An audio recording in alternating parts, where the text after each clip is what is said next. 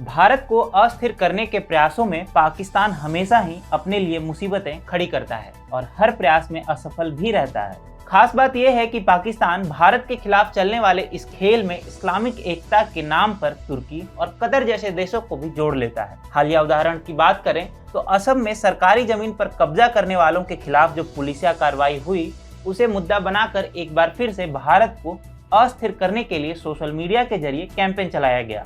मुख्य बात यह है कि एक बार फिर से इसका केंद्र पाकिस्तान, तुर्की और कतर जैसे देश रहे, जो कि इस्लामिक भाईचारे के नाम पर भारत को अस्थिर करने के साथ ही आर्थिक एवं सामाजिक रूप से नुकसान पहुंचाने के लिए कुछ भी करने को तैयार रहते हैं। इस बार ये देश इस्लामिक भाईचारे का ढोंग कर भारत और सऊदी अरब के बीच गहरे कूटनीतिक रिश्तों को नुकसान पहुंचाने के फिराक में है। लेकिन कैसे, जानेंगे TFI के इस वीडियो में मेरे यानी अभिनव के साथ। तो चलिए आरंभ करते हैं। इस मामले में रिपोर्ट्स बताती हैं कि तुर्की, पाकिस्तान और कतर ने भारत में हिंसात्मक घटनाओं को विस्तार देने के लिए एक अभियान चलाया है, जिसका माध्यम एक बार फिर से सोशल मीडिया ही था। इसके लिए दो प्रमुख मीडिया संस्थानों अल जजीरा और TRT वर्ल्ड ने सर्वाधिक भारत विरोधी एजेंडा चलाया, जिससे सऊदी में भारत विरोधी भावनाओं को जन्म दिया जा सके।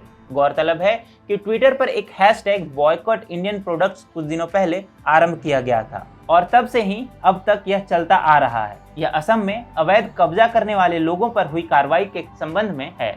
इसके हैशटैग के माध्यम से पुलिसिया कार्रवाई को निंदनीय बताया गया था। इस अभियान का मकसद केवल इतना सा था कि भारतीय सामानों का बहिष्कार करके भारतीय अर्थव्यवस्था पर चोट किया जा सके तथा भारत के कूटनीतिक रिश्तों को भी चोट पहुंचाई जा सके। यद्यपि पाकिस्तान समर्थक देश आए दिन इस तरह का कोई न कोई कैंपेन चलाते रहते हैं। खास बात यह है कि ऐसा अभियान कोई पहली बार नहीं चला है, अपितु प्रत्येक वर्ष भारत के खिलाफ अभियान चलाने का एक चलन बन चुका है। अपने इस अभियान को सही साबित करने के लिए भारत विरोधियों को नकली समाचार और प्रचार के पूरे माध्यम की आवश्यकता थी।